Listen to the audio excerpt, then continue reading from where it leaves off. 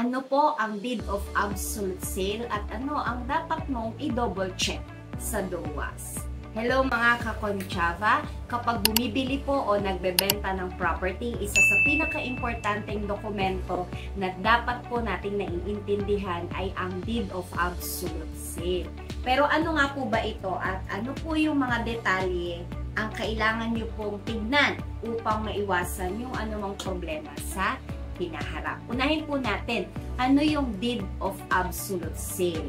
Ang DOAS po ay isang legal na document na nagpapatunay na ang isang property ay official na pong naibenta at nailipat mula sa seller papunta po sa ating buyer. Pag sinabi po nating absolute, ibig sabihin po fully paid na po yung buyer at wala na pong condition o natitirang obligation bago matransfer yung ownership.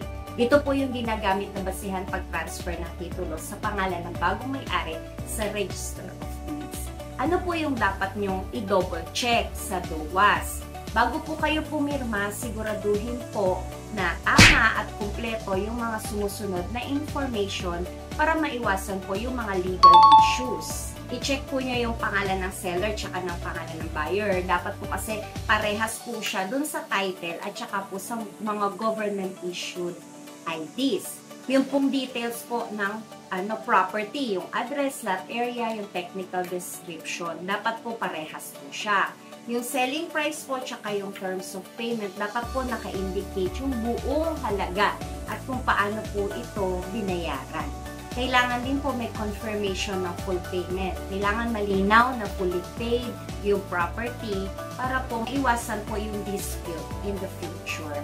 Dapat wala po siyang liens, encumbrances o anumang problema dun sa titulo. Siguraduhin po natin na malinis yung titulo bago po pumirma sa deed of sale. Tapos, kailangan po notary public stamp po yun, may signature. Kailangan po notarize para po maging legal at binding.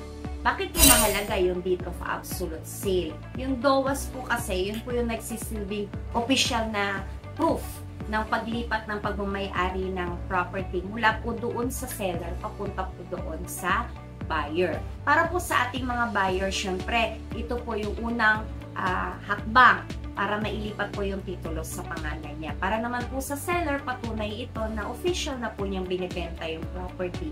So, wala na po siyang obligasyon dito. Dagdag na tip po, bukod po sa DOAS, siguraduhin po maiprocess agad yung pagbabayad ng taxes. Yung capital gains, doc stamps, yung mga ganun po. At pag-transfer po ng titulo upang maiwasan po yung penalties tsaka po complications.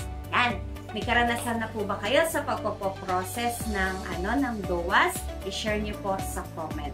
Paki-like, share at comment po sa video na ito for more information.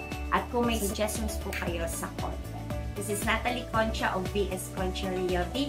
Laging tandaan, real estate is for everyone. Let's learn and grow together.